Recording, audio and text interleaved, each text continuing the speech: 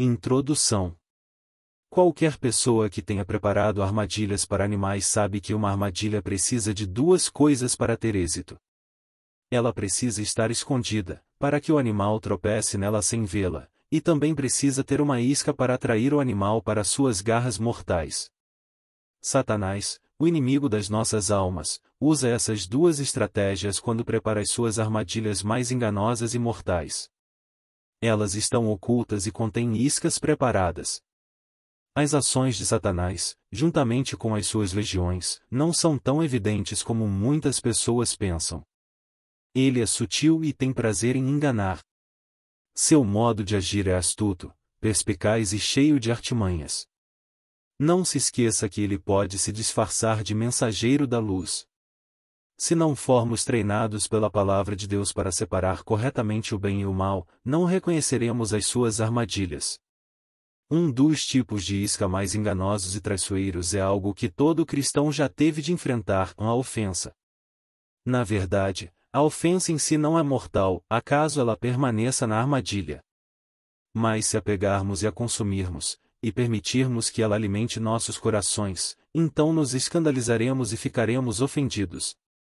Pessoas ofendidas geralmente produzem muitos frutos, como a dor, a ira, o escândalo, os ciúmes, o ressentimento, as disputas, a amargura, o ódio e a inveja.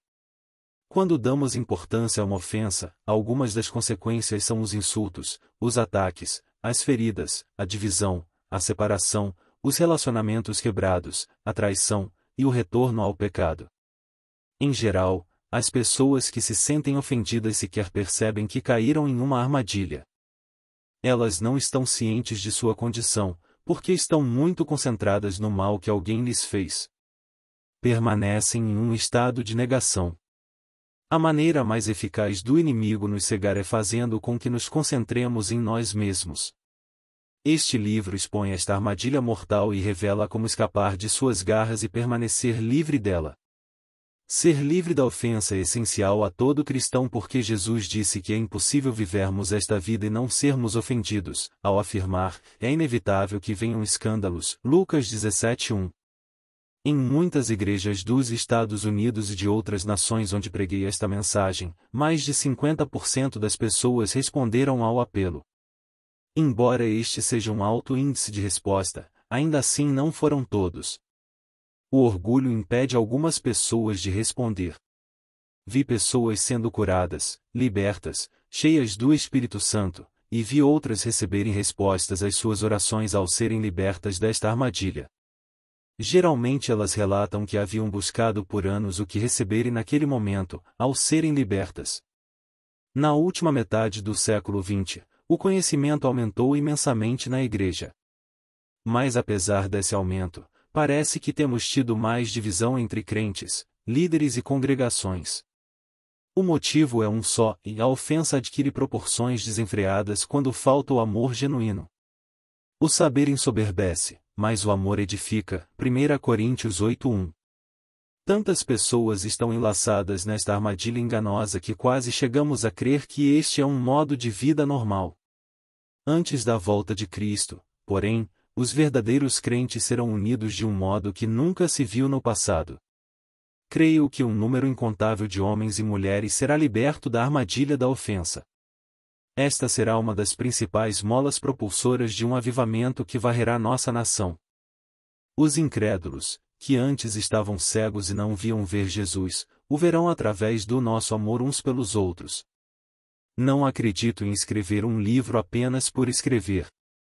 Deus fez esta mensagem arder em meu coração, e tenho visto o seu fruto permanecer. Um pastor me disse após um culto onde preguei esta mensagem, e nunca vi tantas pessoas serem libertas de uma só vez. Deus falou ao meu coração que isto é apenas o começo. Muitos serão libertos, curados e restaurados ao lerem este livro e obedecerem aos apelos do Espírito. Creio que quando você ler as palavras contidas nestas páginas, o mestre e conselheiro as aplicará especificamente à sua vida.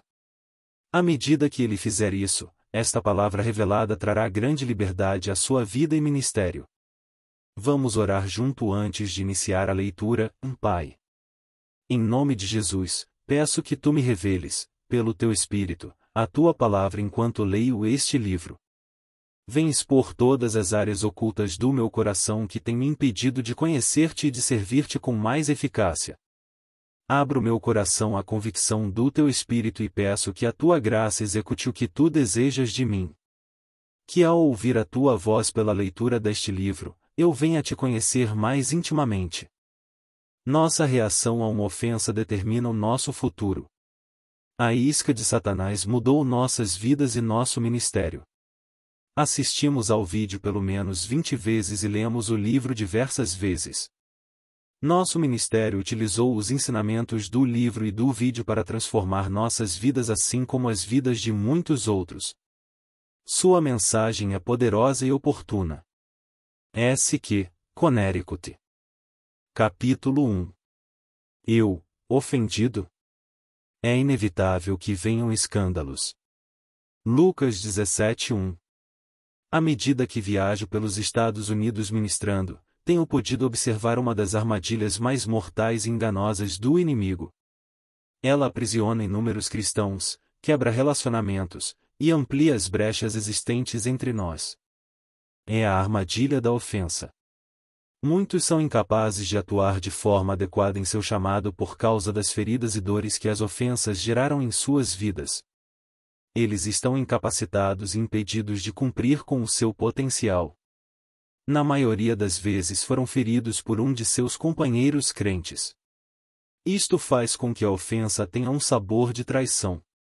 No Salmo 55, 12-14, Davi lamenta: não há inimigo que me afronta, se fosse, eu o suportaria, nem é o que me odeia quem se exalta contra mim, pois dele eu me esconderia, mas és tu, homem, meu igual, meu companheiro e meu íntimo amigo.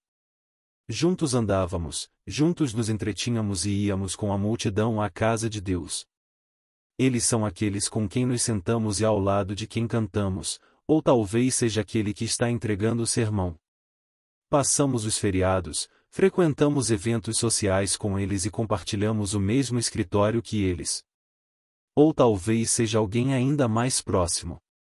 Crescemos com eles, lhes fazemos confidências e dormimos ao lado deles. Quanto mais próximo o relacionamento, mais grave a ofensa. Você encontrará o ódio mais forte entre pessoas que um dia foram muito próximas.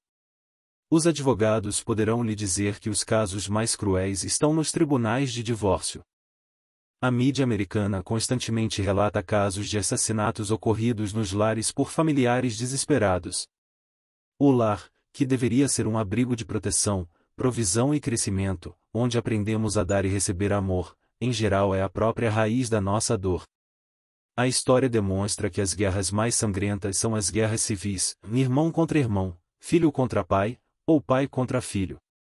As possibilidades de ofensas são tão intermináveis quanto o número de relacionamentos que podemos ter, independentemente do quão sejam eles complexos ou simples. Esta verdade é um fato, e somente aqueles com quem você se importa é que podem feri-lo. Você espera mais deles, afinal, você deu mais de si a eles. Quanto maior a expectativa, maior a queda. O egoísmo reina em nossa sociedade. Os homens e mulheres de hoje cuidam de si mesmos, negligenciando e ferindo aqueles que os cercam. Isto não deveria nos surpreender. A Bíblia é muito clara quando diz que nos últimos dias os homens serão amantes de si mesmos, 2 Timóteo 3:2. Esperamos isto de incrédulos, mas Paulo não estava se referindo ao que estão do lado de fora da igreja. Ele estava falando daqueles que estão dentro dela. Muitos estão feridos, magoados e amargos. Eles estão ofendidos. Mas não percebem que caíram na armadilha de Satanás. A culpa é nossa. Jesus deixou muito claro que é impossível viver neste mundo e não ser ofendido. No entanto, a maioria dos crentes fica chocada, perplexa e surpresa quando isso acontece. Achamos que somos os únicos que foram injustiçados. Esta reação nos deixa vulneráveis a uma raiz de amargura. Portanto, devemos estar preparados e armados para as ofensas, porque a nossa reação determinará o nosso futuro. A armadilha do engano. A palavra grega traduzida como escândalo em Lucas 17:1, vem da palavra scandalon. Esta palavra originalmente se referia à parte da armadilha na qual a isca ficava presa. Consequentemente, esta palavra significa colocar uma armadilha no caminho de alguém. No Novo Testamento, ela geralmente descreve uma armadilha usada pelo inimigo. A ofensa é uma das principais armadilhas usadas do diabo para levar as pessoas cativas. Paulo instruiu o jovem Timóteo: ora, é necessário que o servo do Senhor não viva a contender, e sim deve ser brando para com todos, apto para instruir, paciente, disciplinando com mansidão os que se opõem, na expectativa de que Deus lhes conceda não só o arrependimento para conhecerem plenamente a verdade, mas também o retorno à sensatez, livrando-se eles dos laços, armadilhas e do diabo, tendo sido feitos cativos por ele para cumprirem a sua vontade. 2 Timóteo 2, 24-26, ênfases do autor. Aqueles que se envolvem em discussões ou em oposição caem em uma armadilha e se tornam prisioneiros, passando a fazer a vontade do diabo.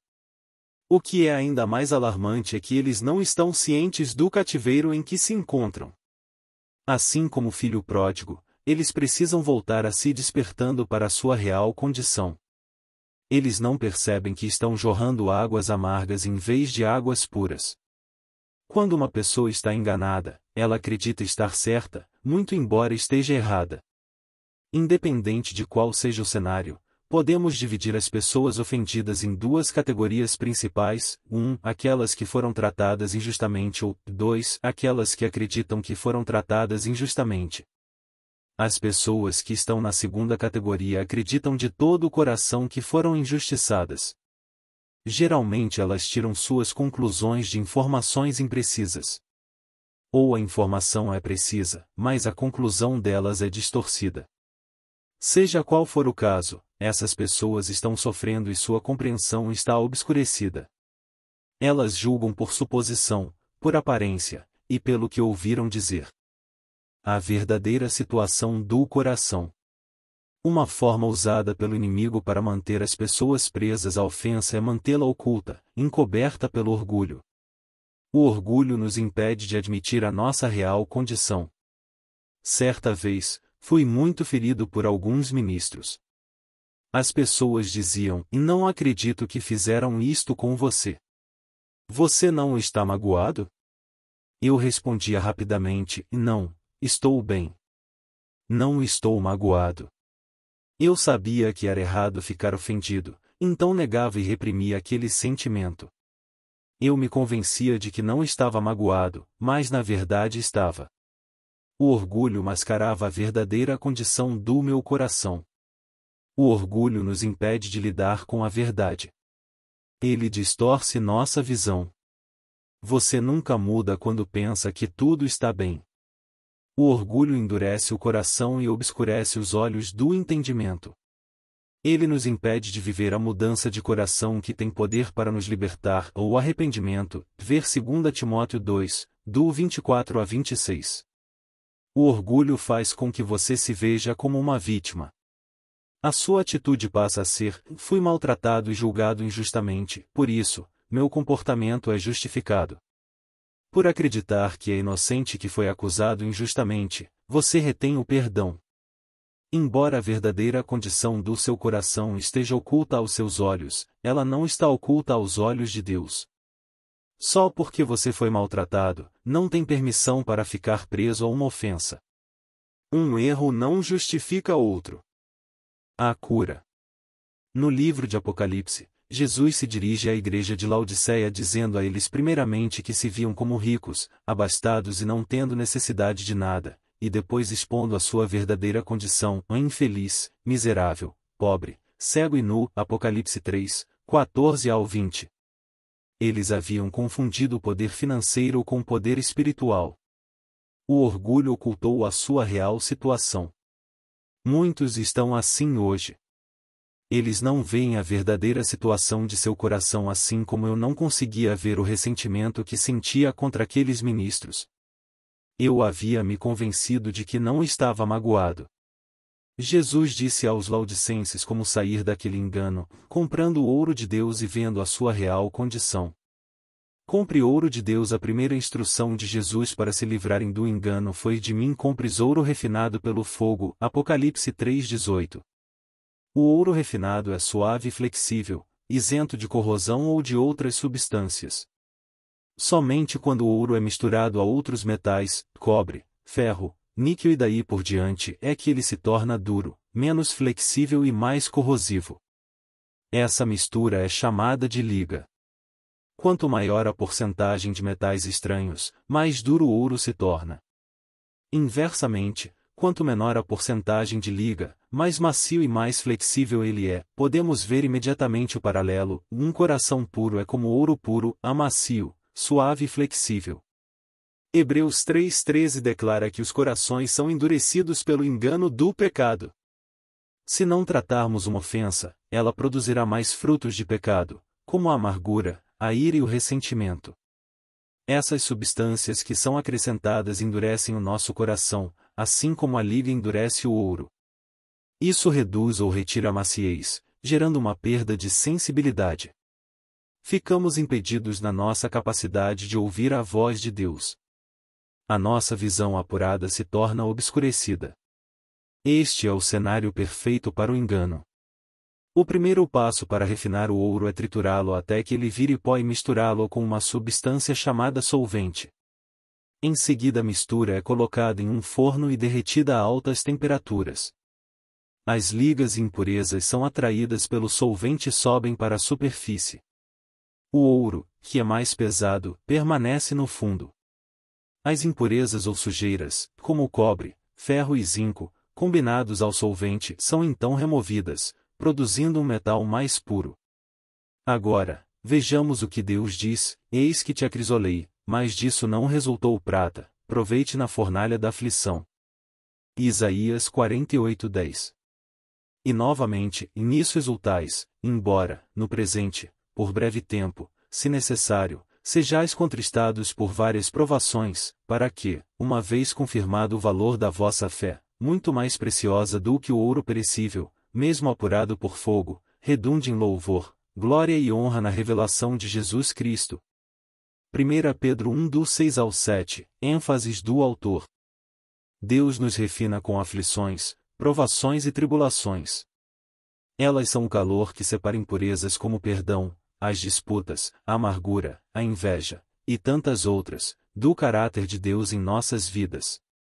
O pecado se esconde facilmente onde não existe o calor das provações e aflições. Em tempos de prosperidade e sucesso, até um homem mau parecerá bondoso e generoso. Mas sob o calor das provações, as impurezas sobem à tona. Houve um período em minha vida em que passei por grandes provações, como nunca antes. Eu me tornei uma pessoa rude e áspera com os que me eram mais chegados. Minha família e meus amigos começaram a me evitar. Clamei ao Senhor: de onde está vindo toda esta raiva? Ela não estava aqui antes. O Senhor respondeu: filho, é quando derretem o ouro no fogo que as impurezas aparecem. Então ele fez uma pergunta que mudou a minha vida. Você pode ver as impurezas do ouro antes dele ser colocado no fogo? Não, respondi. Mas isso não significa que elas não estejam ali, disse ele. Quando o fogo das provações o atingiu, essas impurezas vieram à tona. Embora estivessem escondidas para você, elas sempre estiveram visíveis para mim. Agora, você precisa fazer uma escolha que decidirá o seu futuro. Você pode continuar irado, culpando sua esposa, seus amigos, seu pastor e as pessoas com quem você trabalha, ou você pode ver esta sujeira do pecado como ela é e se arrepender, receber perdão, e eu pegarei a minha concha e removerei essas impurezas da sua vida. Veja a sua verdadeira condição. Jesus disse que a nossa capacidade de ver corretamente é outra chave para sermos libertos do engano. Em geral, quando somos ofendidos, nos vemos como vítimas e culpamos aqueles que nos feriram. Justificamos a nossa amargura, a nossa falta de perdão, a nossa ira, inveja e ressentimento quando elas vêm à tona. Às vezes nos ressentimos até contra aqueles que nos lembram dos que nos feriram. Por este motivo, Jesus aconselhou: compres colírios para ungires os olhos, a fim de que vejas. Apocalipse 3:18. Ver o quê? A sua verdadeira condição. Esta é a única maneira de sermos zelosos e nos arrependermos, como Jesus ordenou em seguida. Você só se arrepende quando para de culpar os outros. Quando culpamos os outros e defendemos a nossa posição, estamos cegos. Lutamos para retirar o argueiro do olho do nosso irmão quando há uma trave no nosso. É a revelação da verdade que nos liberta. Quando o Espírito de Deus nos mostra o nosso pecado, Ele sempre o faz de tal maneira que ele parece separado de nós. Isto traz convicção e não condenação. Minha oração é que ao ler este livro, a palavra de Deus ilumine os olhos do seu entendimento para que você veja a sua real condição e seja liberto de qualquer ofensa que esteja abrigando em seu coração. Não permita que o orgulho o impeça de ver e de se arrepender. Um cristão ofendido é alguém que recebe vida, mas, por causa do medo, não consegue liberar vida. Há 10 anos, depois de 20 anos de casados, meu marido foi embora porque não estava mais feliz. Fiquei totalmente arrasada. Há muito tempo venho tentando superar a dor, o abandono e a rejeição causada pela sua partida. Pedi a Deus que me ajudasse a perdoá-lo, e realmente achei que o houvesse perdoado, mas ainda guardava em meu coração uma grande dor que não conseguia superar. Toda vez que precisava vê-lo era muito doloroso. Depois de ler A Isca de Satanás, o Espírito Santo me moveu a falar com meu ex-marido e a pedir a ele que me perdoasse por guardar essa ofensa em meu coração. Conversamos pela primeira vez em 10 anos. Realmente creio que fui curada e liberta. Agradeço a Deus por me libertar desse jugo de escravidão que me manteve cativa por tanto tempo. D.B., Nova York. Capítulo 2. Escândalo em massa. Nesse tempo, muitos hão de se escandalizar, trair e odiar uns aos outros, levantar-se-ão muitos falsos profetas e enganarão a muitos. E, por se multiplicar a iniquidade, o amor se esfriará de quase todos. Aquele, porém, que perseverar até ao fim, esse será salvo. Mateus 24 do 10 ao 13. Neste capítulo de Mateus, Jesus está dizendo quais serão os sinais do fim desta era. Seus discípulos perguntaram: que sinal haverá da tua vinda? A maioria das pessoas concorda que estamos nos tempos da volta de Jesus. É inútil tentar precisar a data exata da sua volta. Somente o Pai o sabe. Mas Jesus disse que conheceríamos a época, e ela é agora. Nunca antes vimos um tamanho cumprimento profético na Igreja, em Israel e na natureza. Assim, podemos dizer com confiança que estamos no período que Jesus descreveu em Mateus 24. Observe os sinais da sua volta iminente, e muitos hão de se escandalizar, não poucos, mas muitos. Primeiro, precisamos perguntar: quem são esses que se escandalizam e acabam se ofendendo? São eles os cristãos ou apenas a sociedade em geral? Encontramos a resposta ao prosseguirmos na leitura, e, por se multiplicar a iniquidade, o amor se esfriará de quase todos. A palavra grega para amor neste versículo é ágape. Há diversas palavras em grego para amor no Novo Testamento, mas as duas mais comuns são ágape e filéu. Filéu define o amor que existe entre amigos. É um amor afetuoso e condicional. Filéu diz: você coça minhas costas, e eu coço as suas, ou você me trata bem, e eu farei o mesmo. Por outro lado, ágape é o amor que Deus derrama no coração de seus filhos. É o mesmo amor que Jesus nos dá liberalmente. Ele não se baseia no desempenho nem em retribuição. É um amor que dá, mesmo quando é rejeitado. Sem Deus, podemos amar apenas com um amor egoísta, um amor que não pode ser dado se não for recebido e retribuído. Entretanto, o amor ágape ama independente de retribuição. Este amor ágape é o amor que Jesus derramou quando nos perdoou ao ser pendurado na cruz. Assim, os muitos a quem Jesus se refere são os cristãos cujo amor ágape se esfriou. Houve um tempo em que eu fazia tudo o que podia para demonstrar o meu amor a uma determinada pessoa.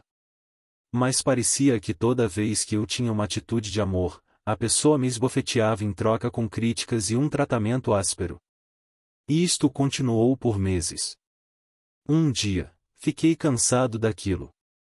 Reclamei com Deus. Não aguento mais. Agora o Senhor vai ter de falar comigo a respeito disto. Todas as vezes que demonstro o teu amor a essa pessoa, o que recebo em troca é pura raiva lançada em meu rosto. O Senhor começou a falar comigo. John, você precisa desenvolver a fé no amor de Deus. O que o Senhor quer dizer? Perguntei. Aquele que semeia para a sua própria carne, da carne colherá corrupção, ele explicou, mas o que semeia para o Espírito, no Espírito colherá a vida eterna. E não nos cansemos de fazer o bem, porque a seu tempo ceifaremos, se não desfalecermos. Ver Gálatas 6 do 8 ao 9. Você precisa entender que quando semeia o amor de Deus, colherá o amor de Deus. Você precisa desenvolver fé nesta lei espiritual, muito embora possa não colher do mesmo campo onde semeou, e nem tão rápido quanto gostaria. O Senhor continuou, na minha hora de maior necessidade, meus amigos mais próximos me abandonaram. Judas me traiu, Pedro me negou, e o restante deles fugiu para salvar sua vida. Apenas João seguia-me de longe. Eu havia cuidado deles durante 3 anos, alimentando-os e ensinando-os. Mas quando morri pelos pecados do mundo, perdoei-os. Liberei todos eles, desde os amigos que haviam me abandonado até o guarda romano que havia me crucificado. Eles não pediram perdão, mas eu liberalmente o dei. Eu tive fé no amor do Pai. Eu sabia que por ter semeado o amor, colheria o amor de muitos filhos e filhas do reino. Por causa do meu sacrifício de amor, eles me amariam. Eu disse, e amai os vossos inimigos e orai por aqueles que vos perseguem, para que vos torneis filhos do vosso Pai Celeste, porque Ele faz nascer o seu sol sobre maus e bons e vir chuvas sobre justos e injustos. Porque, se amardes os que vos amam, que recompensa tendes? Não fazem os publicanos também o mesmo? E se saudardes somente os vossos irmãos, que fazeis demais? Não fazem os gentios também o mesmo? Mateus 5 do 44 ao 47. Grandes expectativas. Percebi que o amor que eu estava dando estava sendo semeado no Espírito, e que finalmente eu colheria aquelas sementes de amor. Eu não sabia de onde, mas a colheita viria.